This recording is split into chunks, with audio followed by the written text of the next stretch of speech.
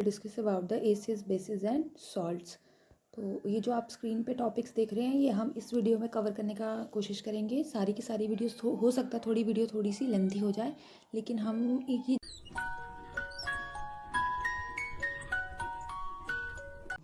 तो स्टार्ट करते हैं इंडिकेटर से। इंडिकेटर क्या होते हैं बच्चों? इंडिकेटर होते हैं वो सब्सटेंसेस जो अपना कलर चेंज करके या स्मेल से हमें ये बताने की कोशिश करते हैं कि जो सॉल्यूशन पड़ा हुआ है आपके पास वो एसिड है या वो बेस है। अब जो types of indicators are of 3 types: natural indicators, synthetic indicators and olfactory indicators. तो वन बाय वन हम सबके बारे में डिस्कस करेंगे। ये जो बच्चों नेचुरल इंडिकेटर्स होते हैं ये कहाँ पाए जाते हैं? ये प्लांट्स में पाए जाते हैं। एग्जांपल इनकी हैं litmus, red cabbage leaves, flower of hydrangea plant, turmeric. Synthetic indicators क्या होते हैं बच्चों? ये होते हैं केमिकल सब्सटेंसेस जिनको लेबोरेटरी में साइंटिफिक लेबोरेटरीज में रेडी किया जाता है। जैसे कि एग्जांपल के तौर पे आप याद रखिए मिथाइल ऑरेंज एंड फिनॉल्फेथलीन। नेक्स्ट आता है बच्चों ऑल फैक्ट्री इंडिकेटर्स। अब ये ऑल फैक्ट्री इंडिकेटर्स क्या होते हैं? Let me yes olfactory indicators बच्चों क्या होते हैं? ये कुछ सब्सटेंसेस होते हैं जो डिफरेंट स्मेल प्रोड्यूस करते हैं, ऑर्डर अपना प्रोड्यूस करते हैं हमें ये बताने के लिए कि जो सब्सटेंस पड़ा है वो एसिड है या बेसिस है। और बच्चों नेक्स्ट हम स्लाइड पे देखेंगे। अब ये आपके पास जो स्क्रीन पे दिख रहा है ये है डिफरेंट इंडिकेटर्स। जैसे पहले बॉक्स में है नेचुरल इंडिकेटर्स, सेकंड में है सिंथेटिक इंडिकेटर्स एंड थर्ड में है ओल फैक्ट्री इंडिकेटर्स। तो ये मैं तो आपको ये सुजेस्ट करूँगी कि आप वीडियो को पॉज करके इसका स्क्रीनशॉट ले लीजिए। अब ये जो नेचुरल इंडिकेटर्स होते हैं, फॉर एग्जांपल अगर हम लिटमस को देखें, let me take the pen.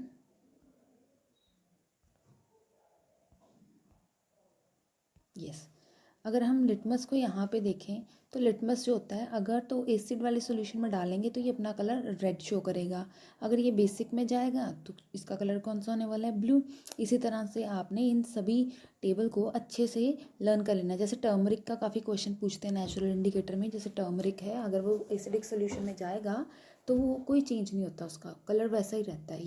Yellow colour का होता है ना टर्मरिक, तो वैसा ही रहेगा। लेकिन अगर उसको बेसिक सोल्यूशन में डाल देंगे बच्चों तो वो रेड कलर शो करेगा। ठीक है, इसी तरह से सिंथेटिक इंडिकेटर्स है। सिंथेटिक इंडिकेटर्स हमारे पास 2 तरह के हैं, फिनॉल्फेथलीन एंड मिथाइल ऑरेंज। जो बच्चों फिनॉल्फेथलीन होता है, अगर हम इस वैसे तो ये कलरलेस होता है, लेकिन अगर हम एसिडिक सोल्यूशन में इसको डालते हैं तब भी वो कलरलेस ही होता है। लेकिन दूसरी तरफ जब हम इसको बेसिक में डालते हैं ना बच्चों, तो ये इसका कलरलेस जो कलर होता है वो बेबी पिंक में जो है कन्वर्ट हो जाता है। नेक्स्ट मिथाइल ऑरेंज की बात करते हैं। मिथाइल ऑरेंज जो होता है नॉर्मली ऑरेंज से कलर का होता है। जब इसको एसिड में डालते हैं ना, एसिड वाले सोल्यूशन में, मिथाइल ऑरेंज की टेस्ट ट्यूब में कुछ ड्रॉप्स डाली हमने, टेस्ट ट्यूब में एसिड ले लिया, उसमें एक फ्यू ड्रॉप्स आपने डाल दी मिथाइल ऑरेंज की। अब वो उस शेक करने के बाद क्या हो जाएगा? कलर चेंज हो जाएगा रेड। तो हमें ये पता लग जाता है कि जो टेस्ट ट्यूब में हमने सोल्यूशन लिया है वो कौन सा था? वो एसिडिक था। और अगर उसमें कलर येलो आ जाए तो हमें पता लग जाता है कि वो सोल्यूशन कौन सा है? वो बेसिक है। ओल फैक्ट्री इंडिकेटर बेटा हमें स्मेल से पता लग जाता है। जैसे अगर अनियन होगा तो उसकी करेक्ट, जैसे अनियन की स्मेल होती है वैसा ही उसका स्मेल आएगा। देन अगर बेसिक सोल्यूशन में डालेंगे तो उसका कोई स्मेल नहीं आएगा। नेक्स्ट स्टूडेंट्स, हमें समझना पड़ेगा कि एसिड जब मेटल के साथ रिएक्ट करते हैं तो क्या रिएक्शंस होते हैं, या बेसिस जब मेटल के साथ रिएक्ट करते हैं तो क्या रिएक्शंस होंगे। लेकिन उसको समझने से पहले हमें ये समझना पड़ेगा कि एसिड्स क्या होते हैं। काफ़ी सारे बच्चों ने ना छोटी क्लासेस में इसको किया हुआ है, लेकिन मैं सिर्फ जस्ट आपको रिकॉल करवाऊंगी। जो एसिड्स होते हैं बेटा वो सॉर इन टेस्ट होते हैं। उसके बाद जो लिटमस सोल्यूशन होता है ये ब्लू लिटमस सोल्यूशन को किस में कन्वर्ट कर देते हैं? रेड में। और ये क्या रिलीज़ करते हैं? ये H पॉजिटिव आयंस को रिलीज़ करते हैं। अब ये जो एसिड्स होते हैं अपनी नॉलेज के लिए ध्यान में रखिए कि ये 4 तरह के होते हैं: strong acids, weak acids, concentrated acids and dilute acids. ये स्ट्रॉन्ग एसिड्स की एग्जांपल देखिए, HCl, H2SO4, HNO3। Weak acid CH3COO है जिसको एसिटिक एसिड बोलते हैं। देन ऑक्सैलिक एसिड जो टोमेटो में मिलता है, लैक्टिक एसिड जो कर्ड में, दही में मिलता है। नेक्स्ट आता है बच्चों कंसनट्रेटेड एसिड। कंसनट्रेटेड एसिड का मतलब जिसमें वाटर जो है वो लेस अमाउंट में है लेकिन एसिड ज़्यादा अमाउंट में है। क्लियर? नेक्स्ट है डाइल्यूट एसिड। डाइल्यूट एसिड का मतलब क्या होता है? जिसमें जो एसिड है वो कम मात्रा में है लेकिन जो वाटर है वो ज़्यादा अमाउंट में है, ज़्यादा क्वांटिटी में है। नेक्स्ट देख लेते हैं बच्चों बेसिस। अब देखिए बेसिस में क्या है? बेसिस वो सब्सटेंसेस जो बिटर होते हैं टेस्ट में उनको बेसिस बोलते हैं, या उनको अगर हमने टच करके देखना हो तो जैसे सोप को आप हाथ लगाते हो और स्लिपरी स्लिपरी सा होता है ना, तो वैसा ही इसका टच करने से आपको फील आएगा। अब देखिए एसिड के केस में ब्लू लिटमस पेपर रेड में चेंज हो जाता है, लेकिन बेसिस के केस में रेड लिटमस पेपर किस में कन्वर्ट हो जाएगा, ब्लू में, यानी कि बी और बी के याद रखेंगे आप। नेक्स्ट है एसिड के केसेस में H पॉजिटिव आयन्स रिलीज होते हैं, लेकिन बेसिस के केस में कौन से आयन्स रिलीज हो रहे हैं, OH नेगेटिव आयन।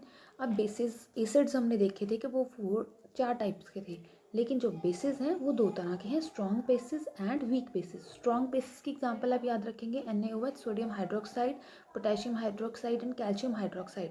दूसरी तरफ वीक बेसिस अगर आप देखेंगे तो वो क्या आएगा, NH4OH। नेक्स्ट बच्चों ये देखिए अल्कलीज क्या होते हैं। अल्कलीज होते हैं वो बेसिस जो पानी में सॉल्युबल हैं। दोबारा देख लिया अल्कलीज क्या होते हैं, सारे के सारे बेसिस जो हैं पानी में डिसॉल्व नहीं होते हैं, लेकिन जो हो जाते हैं, जो पानी में डिसॉल्व हो जाते हैं बेसिस, उनको हम बोलते हैं अल्कलीज, जैसे कि sodium hydroxide, potassium hydroxide and calcium hydroxide. Next है बच्चों मेन टॉपिक हमारा जो आपको आपकी बुक में पेज नंबर 19 पे मिलेगा, reaction of acids with metal. अब होता क्या है, ये देखिए जब भी कोई एसिड मेटल के साथ रिएक्ट करेगा तो वो क्या फॉर्म करेगा, मेटल सॉल्ट प्लस वो कौन सी गैस रिलीज करेगा, हाइड्रोजन गैस। तो बेटा ये इक्वेशन जो लिखी हुई है आप इसको दिमाग में रखना है, इसी को लर्न करना है, ठीक है। अब देखो एसिड की जगह यहाँ पे एसिड आ गया HCl, ये जो 2 वगैरह लगे हैं ये लगे हैं बैलेंस करने के लिए, तो वो बैलेंस करने का बाद में आप सोचिएगा, लेकिन आप इसको एसिड को याद रखिए कि एसिड की जगह पे आपने जब भी कोई इक्वेशन लिख रहे हो ना तो HCl से ही शुरू करना। अगर कोई और एसिड लिखोगे, सल्फ्यूरिक एसिड लिखोगे तो बैलेंसिंग में ज़्यादा गड़बड़ी हो जाएगी। HCl को बैलेंस करना ईजी होता है, HCl के आगे हमेशा 2 ही आने वाला है, जहाँ तक मैंने इक्वेशंस को पढ़ा है, बाकी वेरी भी कर सकता है। तो मेटल की जगह पे क्या आ जाएगा, मेटल की जगह पे आ गया जिंक, जिंक मेटल होता है। अब देखो जिंक ने क्लोरीन के साथ रिएक्ट करके क्या बना दिया, ZnCl2, जिंक क्लोराइड। देन कौन सी गैस रिलीज होने वाली है, हाइड्रोजन, तो ये हाइड्रोजन गैस भी रिलीज होगी। तो इस तरह से आपने इक्वेशन को याद रखना है। देखिए एसिड, मेटल की जगह ये आ गया सॉल्ट, हाइड्रोजन गैस को पहले निकाल लीजिए H2 और जो बच जाएगा उसको बीच में लिख दीजिए। ऐसे इस तरह से आप इसको याद कर सकते हैं अगर आपको इसको इक्वेशन को लिखने में प्रॉब्लम आ रही है। नेक्स्ट है experiments to show how do acids and bases react with metal. अब हमने एक्सपेरिमेंट करके दिखाना है कि एसिड और बेसिस जब रिएक्ट करते हैं तो क्या फॉर्म होता है, ठीक है। तो सबसे पहले आप क्या लीजिए, ये कहाँ मिल जाएगा आपको आपकी बुक में, ये पेज नंबर 18 पे ही है। आपको मैं आगे करके दिखाती हूँ, ये वाली डायग्राम बनी होगी, एक्टिविटी है मेनली। मैं अगर बच्चों आपको बताना चाहूँ तो ये हम एक्टिविटी 2.3 पढ़ रहे हैं। मैं इस पे लिख देती हूँ आपको, ये एक्टिविटी है 2.3, कौन से पेज पे है, पेज नंबर 19 पे। तो देखो बेसिस लिए, अच्छा हम देख लेते हैं। पहले हमने देखा कि जब हमने एसिड को रिएक्ट करवाया मेटल के साथ तो भी सेम ही चीज़ फॉर्म हुई है, ठीक है।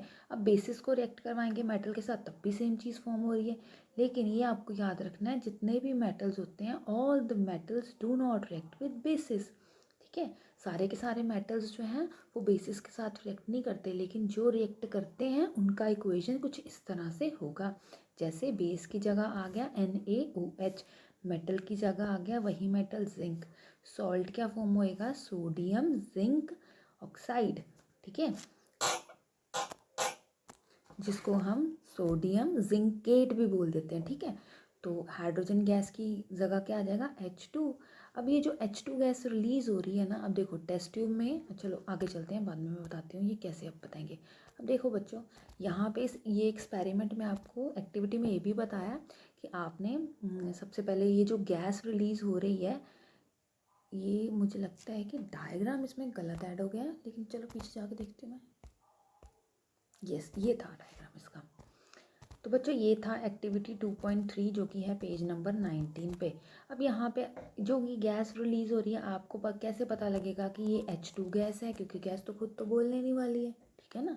तो गैस को टेस्ट करना पड़ता है, ठीक है। अगर तो ये H2 गैस हुई तो आप इस तरह से गैस जहाँ से वो रिलीज़ हो रही है ना, बबल्स आ रहे हैं या गैस ऊपर उठ रही होगी, आपने वहाँ पे कैंडल को पास लेके जाना है, और अगर कैंडल का पॉप साउंड आया, मतलब कैंडल, जलती हुई बर्निंग कैंडल को अपने पास लेके जाना, फ्लेम, उसका फ्लेम में पॉप साउंड आएगा। अगर तो जाते ही पॉप साउंड आ गया, इसका मतलब ये जो गैस रिलीज हुई है वो कौन सी है, वो है हाइड्रोजन गैस।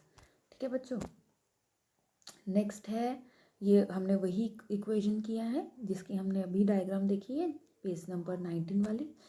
अब बेटा ये हम क्या करेंगे, ये हम करेंगे reaction of acids with metal. ये कहाँ पे मिल जाएगा आपको, ये बेटा आपको मिल जाएगा पेज नंबर 20 पे। Let me right here, page number 20 पे आपको मिल जाएगा। ये एक्टिविटी है 2.5। ठीक है, आप अपनी, तभी मैंने बोला ना, आप अपनी बुक को ज़रा सामने ओपन करके रखिए, थोड़ा सा इजी हो जाएगा आपको समझना। देखिए ये जो 2.5 वाली एक्टिविटी है, इसमें क्या चल रहा है। सबसे पहले तो ये देखो बच्चों, जो भी एसिड्स होते हैं अगर वो मेटल कार्बोनेट यानी कोई भी मेटल और CO3, ठीक है, और मेटल हाइड्रोजन कार्बोनेट का मतलब कोई भी मेटल और साथ में HCO3 हाइड्रोजन कार्बोनेट। ठीक है, कार्बोनेट का मतलब होता है CO3, यहाँ पे हाइड्रोजन नहीं था तो मेटल CO3 आ गया। ठीक है, और यहाँ पे हाइड्रोजन है तो मेटल हाइड्रोजन कार्बोनेट आ जाएगा। ठीक है, तो जब भी कोई एसिड रिएक्ट करता है, यहाँ पे बेसिक इक्वेशन देखिए, मैं थोड़ा सा इसको इरेज कर देती हूँ, चलो इरेज ऑल ही कर देती हूँ। ये देखिए ये बेसिक इक्वेशन है, आपकी बुक में ये ब्लू कलर में दिया होगा। ठीक है, तो देखिए जब भी कोई मेटल कार्बोनेट या मेटल हाइड्रोजन कार्बोनेट किसी एसिड के साथ रिएक्ट करेगा तो सॉल्ट फॉर्म होगा, plus carbon dioxide gas form होगी, और क्या फॉर्म होगा, वाटर। एग्जाम्पल के तौर पे मेटल कार्बोनेट हमने लिया, सबसे पहले एसिड कौन सा ले लिया, HCl। मैंने आपको पहले भी बताया कि HCl ही लेना, पेपर में आपको ईजी रहेगा। मेटल कार्बोनेट हो गया, Na सोडियम मेटल आ गया, और CO3 क्या आ गया, कार्बोनेट। तो एक दूसरे को बैलेंस करने के लिए Na2CO3 आ गया। ये क्लास 9 में करते हैं हम, chapter number 3 atoms and molecules. नहीं पता होगा तो मुझे सेपरेट बता देना, या मेरी वीडियोस को चेक कर लेना, वहाँ पे आपको कहीं ना कहीं मिल जाएगा आयनिक फार्मूला, या आयनिक फार्मूला का टॉपिक होता है। चलिए आगे चलते हैं। क्या फॉर्म होगा बच्चों, सॉल्ट फॉर्म होगा, तो सॉल्ट तो फॉर्म हो गया NaCl, और क्या फॉर्म होने वाला है, कार्बन डाइऑक्साइड भी फॉर्म हो गया, साथ में क्या रिलीज होगा, वाटर H2O। तो मैं तो आपको ये सुजेस्ट करूँगी, वीडियोस का ये जितनी भी PPT में शेयर कर रही हूँ ना, आप इसका स्क्रीनशॉट ले लेके अपनी कॉपी में नोट डाउन कर लेना। एक तो आपकी रिवीजन हो जाएगी, दूसरा आपको अंडर रिटन प्रैक्टिस भी हो जाएगी, क्योंकि रिटन प्रैक्टिस आप नहीं करते हैं, आप सिर्फ वीडियोस को देख के वहीं पे छोड़ देते हैं, कॉपी पे लिखने की कोशिश ही नहीं करते। और जब तक आप नहीं लिखेंगे, आपकी रिटन प्रैक्टिस में फ्लॉज आते रहेंगे, पेपर में आपको प्रॉब्लम आ सकती है। चलिए ये तो था मेटल कार्बोनेट के साथ। अब हम करेंगे metal hydrogen carbonate. Metal hydrogen carbonate का भी सेम ही है, HCl ले लिया, एसिड ले लिया, एसिड के बाद मेटल हाइड्रोजन कार्बोनेट, ये आ गया मेटल, ये आ गया हाइड्रोजन, ये आ गया कार्बोनेट। कितना ईजी है, सेम ही बनेगा, NaCl कार्बन डाइऑक्साइड वाटर। ठीक है, अब बात आती है कि हाइड्रोजन को तो आपने टेस्ट कर लिया, ठीक है, लेकिन अब ये जो गैस रिलीज हुई है इसको कैसे टेस्ट करोगे। दो तरीके हैं इसको कार्बन डाइऑक्साइड को टेस्ट करने का। कार्बन डाइऑक्साइड के पास जब भी आप बर्निंग कैंडल लेके जाओगे ना, तो ये एक्सटिंग्विश कर जाएगी, मतलब बुझ जाएगी, क्योंकि कार्बन डाइऑक्साइड तो सपोर्ट नहीं ना करता बर्निंग को। तो ये तो था एक तरीका। दूसरा तरीका ये है कि आप कार्बन डाइऑक्साइड को कैल्शियम हाइड्रोक्साइड में से पास करवाएंगे। ठीक है, तो दोनों तरीके आपको बताना चाहिए। पहले तो ये है कि कार्बन डाइऑक्साइड गैस जहाँ से भी रिलीज़ हो रही है टेस्ट ट्यूब के पास, आप बर्निंग कैंडल लेके जाएंगे, अगर तो कैंडल बुझ गई, मतलब इस गैस कौन सी है, कार्बन डाइऑक्साइड। या दूसरा तरीका कौन सा है, दूसरा तरीका ये है, तो मेरा देखो कैसे बन गया। देखो दूसरा तरीका ये है कि कैल्शियम हाइड्रोक्साइड को कार्बन डाइऑक्साइड गैस में से पास करवाइए।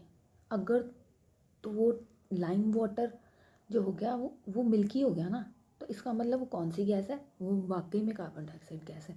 ठीक है, और जो रिएक्शन होगा वो कुछ इस तरह सा होगा, कैल्शियम कार्बोनेट फॉर्म हो जाएगा और वाटर रिलीज होगा। ठीक है, और जब ज़्यादा अमाउंट की गैस इस सोल्यूशन में से पास करोगे ना, इसको उठा के यहाँ लिख दिया, अब इसमें से ज़्यादा तुमने इसको भी उठा के यहाँ लिख दिया, ज़्यादा तुमने कार्बन डाइऑक्साइड पास करवाते गए तो वो मिल्कीनेस अब ट्रांसपेरेंट में कन्वर्ट हो जाएगी, सोल्यूशन ना वो ट्रांसपेरेंट बन जाएगा। ठीक है, क्या फॉर्म हो गया, CaHCO3। ठीक है जी, तो ये था बच्चों आपके पास ये पूरा का पूरा कहाँ पे मिल जाएगा। सबसे पहले तो आप ये भी देख लीजिए, पेज नंबर 21 और 20, ये इन पेजेस पे आपको ईजिली मिल जाएगा। अब बच्चों नेक्स्ट चलते हैं। नेक्स्ट है, ये बड़ा इजी टॉपिक होता है। क्या होगा जब एसिड बेस के साथ रिएक्ट कर जाए, एसिड और बेस आपस में ही रिएक्शन कर जाए। तो बेटा जब एसिड और बेसिस आपस में रिएक्शन कर जाएंगे उसको बोलते हैं न्यूट्रलाइजेशन रिएक्शन, मतलब एसिड का इफेक्ट जो है बेसिस ने कर दिया ज़ीरो। तो इक्वेशन ये आप याद रखेंगे, एसिड प्लस बेस क्या बना देते हैं, सॉल्ट, और क्या रिलीज करते हैं, वाटर। अब इसी रिएक्शन को when acid react with water is known as neutralization reaction. Example के तौर पे वही मैंने बार बार बताया, एसिड की जगह पे HCl लोगे, बेस की जगह पे NaOH, सॉल्ट ये जो खाने वाला नमक होता है सोडियम क्लोराइड, ठीक है, और वाटर का वाटर आ गया। देखिए कितना ईजी है ना ये। चलिए आगे चलते हैं। लेट्स रिकॉल करेंगे, फटाफट पेन और कॉपी निकाल लो और ये सारी की सारी इक्वेशन जो बेसिक इक्वेशन नहीं होगी ये। तो बच्चों रिकॉल हम ये करेंगे कि एसिड में हमने कौन कौन से रिएक्शन देखे हैं। सबसे पहला रिएक्शन ये देखा कि जब भी कोई एसिड मेटल कार्बोनेट के साथ रिएक्ट करता है सॉल्ट फॉर्म करता है, कार्बन डाइऑक्साइड फॉर्म करता है एंड वाटर। देन हमने ये देखा कि जब कोई एसिड मेटल के साथ रिएक्ट करता है तो वो सॉल्ट फॉर्म करता है और क्या फॉर्म करता है, हाइड्रोजन गैस। नेक्स्ट है जब एसिड मेटल हाइड्रोजन कार्बोनेट के साथ रिएक्ट करेगा देन वो फॉर्म करेगा salt, carbon dioxide and water. ये जो दो इक्वेशन है ये बिल्कुल सेम है, टोटली सेम। क्लियर। नेक्स्ट है जब एसिड मेटल ऑक्साइड के साथ रिएक्ट करता है वो सॉल्ट फॉर्म करेगा एंड हाइड्रोजन गैस फॉर्म करेगा। अब इसकी इक्वेशन को हम बना लेते हैं, HCl plus metallic oxide, metallic metal copper ले लेते हैं, ऑक्साइड ले लेते हैं, सॉल्ट तो हमें पता ही है क्या बनने वाला है, नहीं ये वाला सॉल्ट नहीं बनेगा, वो कौन सा बनेगा, वो हमारा बनेगा, कहाँ गया मेरा पेन, ये रहा, ये बन जाएगा CuCl2। यहाँ पे फिर 2 आएगा और ये H2 और ये एक ऑक्सीजन, ये बन गया वाटर, सॉरी ये क्या कर दिया मैंने, ये H2 और वाटर, थोड़ा सा देख लेना इसको, ठीक है। तो ये इक्वेशन बन गई, अगर नहीं बनाई होगी पहले मैंने तो, आपकी बुक में भी शायद नहीं बनी है, पेज नंबर 21 पे देख लेना, लिख लेना इसको, बिल्कुल लास्ट में ही लिखा होगा। नेक्स्ट है जब एसिड बेसिस के साथ रिएक्ट करेगा तो सॉल्ट फॉर्म करेगा क्योंकि न्यूट्रलाइजेशन रिएक्शन हो रहा है, और साथ में क्या रिलीज होगा, वाटर। नेक्स्ट चलते हैं, अरे ये क्या हो रहा है, चलिए बेसिस आ गया। रिएक्शन ऑफ बेस रिकॉल कर रहे हैं, बेस कोई भी मेटल के साथ रिएक्ट करेगा तो सॉल्ट बनाएगा प्लस हाइड्रोजन गैस रिलीज होगी। नेक्स्ट बेस मेटल कार्बोनेट के साथ जब रिएक्ट करता है, नो वो रिएक्ट ही नहीं करता, कोई रिएक्शन नहीं होता। बेस कभी भी मेटल हाइड्रोजन कार्बोनेट के साथ भी रिएक्ट नहीं करता है। नेक्स्ट बेस एसिड के साथ रिएक्ट यस करता है, वो क्या रिलीज करेगा, सॉल्ट एंड वाटर। अब कोई भी बेस जब नॉन मेटेलिक ऑक्साइड के साथ रिएक्ट करेगा तो वो क्या फॉर्म करेगा, सॉल्ट प्लस वाटर, ठीक है। नेक्स्ट चलते हैं बच्चों आगे, एसिड और बेस इन वाटर सॉल्यूशन। ये इसका क्या मतलब हुआ, कोई भी एसिड या बेस को जब हम पानी में डालते हैं तो क्या क्या चीज़ें होंगी, जब भी हम किसी एसिड को पानी में डिसॉल्व करते हैं तो वो क्या रिलीज़ करता है, H पॉजिटिव आयंस, ठीक है। ये जो H पॉजिटिव आयंस होते हैं ये कभी भी अकेले नहीं रहते, ये आपको इस इक्वेशन से पता लग जाएगा। जैसे H पॉजिटिव आयंस को रिलीज़ किया, अब इन्होंने जो वाटर प्रेजेंट है ना और उसके मॉलिक्यूल के साथ अटैच होके क्या बना दिया, हाइड्रोनियम आयन। हाइड्रोनियम आयन का फॉर्मूला H3O पॉजिटिव। अभी ये जो कोई एसिड है जैसे HCl है, जैसे वाटर में हमने इसको ऐड किया तो ये H3O पॉजिटिव बन गया और क्लोरीन जो था वो अलग हो गया मॉलिक्यूल, ठीक है। नेक्स्ट क्या है, जब बेसिस डिसॉल्व होते हैं वाटर में तो वो क्या रिलीज करते हैं, OH नेगेटिव आयंस। जितने भी बेसिस होते हैं वो पानी में डिसॉल्व सारे के सारे नहीं करते हैं, लेकिन जो डिसॉल्व करते हैं उनको हम अल्कली बोलते हैं। और ये बच्चों यहाँ पे याद रखने वाली बात ये है कि जब भी आप किसी एसिड को डिल्यूट कर रहे हैं यानी कि उसमें पानी मिला रहे हैं तो आपको एसिड वाले बीकर में पानी ऐड करना है, ये एसिड है ये वाटर है, ठीक है, इस तरह से करना है। नो, आपको वाटर में धीरे धीरे ड्रॉप बाय ड्रॉप करके क्या ऐड करना है, एसिड ऐड करना है। मतलब ज़्यादा क्वांटिटी में पानी होना चाहिए और एसिड को आप धीरे धीरे ऐड कर रहे हैं। ऐसा क्यों कहा गया, ऐसा इसलिए कहा गया क्योंकि जो एसिड और वाटर का रिएक्शन होता है वो हाईली एक्सोथर्मिक होता है। अगर आप ज़्यादा क्वांटिटी में एसिड लेंगे और कम क्वांटिटी में पानी डाल रहे हैं बीच में तो वो तो सारा का सारा स्प्लैश आउट हो सकता है सोल्यूशन। इसीलिए पानी ज़्यादा हो, ड्रॉप ड्रॉप करके आपने क्या डालना है, एसिड डालना है।